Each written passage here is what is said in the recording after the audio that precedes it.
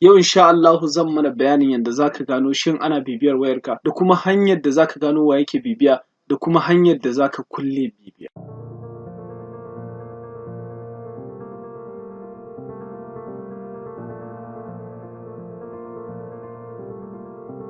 Kafin mu ci gaba, ina roƙonka da ka yo ƙasa ka ɗan danna wannan kalma ta subscribe. Bayan ka danna ta zaka ɗan ga alamar ƙararrawa a gefe sai ka danna. Bayan ka danna sai ka yi sama ka mana like sai kuma ka yi share da 'yan uwanka dan kowa ya amfana.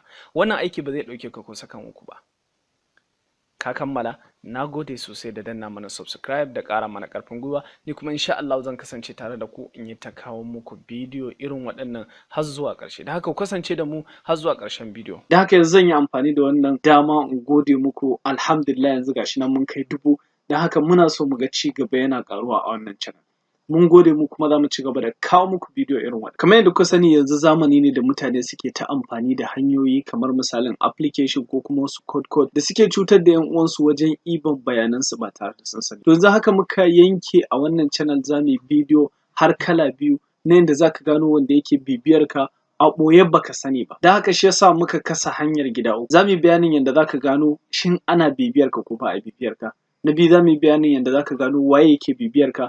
Na uku za mu yi bayanin yadda za ka rufe wannan bibiyar da ake. Da haka ku biyo mu har ƙarshen bidiyon don ku ga yadda abin zai kasance. Ga waɗanda ba su sani ba, tabbas ana iya bibiyar mutum a ga kiransa, a ga wayarsa, a ga komai nasa. Ga waɗanda ba su kalli bidiyoyinmu na baya ba da muka yi bayanin yadda mutum zai iya samun dukkan bayananka kamar kira da recording da sauran abubuwa makamantan haka, shi ma yana da kyau ku kalla don ku gane. To yau insha Allah za mu yi bayanin kuma yadda mutum zai kare. Mu fara bidiyon mu kai. Da fari za ka shiga cikin wayarka, bayan ka shiga za ka je gun da ake yin kira. Bayan ka shiga gun da ake yin kira za ka danna code ɗin nan kamar haka. *2 1#.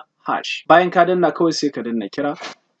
Bayan ka yi kira kamar yadda muke gani ya kawo mana wannan fuska. Gashi nan ya samu not forward, not forward, not forward. Abin da ake nufi a nan shine babu wanda ake turawa bidiyo na kuma babu wanda ake turawa bayanai na. To da a ce ana turawa wasu bayanai na da anan za a gani. To amma ba a turawa. To mu ɗauka na ga an rubuta forward ma'ana ana turawa wani bayanai na. Ya za in gano wane ne?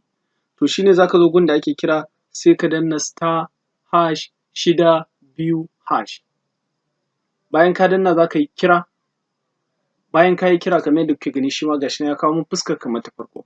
A nan da a ce ana turawa wani bayanai na, a nan zan ga lambar wanda ake turawa sai in gane waye yake bibiyar bayanai. To mu ɗauka na ga ana bibiyar bayanai na. Ya za in rufe wannan bibiyar bayanan nawa? Kai tsaye zan zo gun da ake kira shi ma zan danna ##002#. Ina dannawa zan danna kira.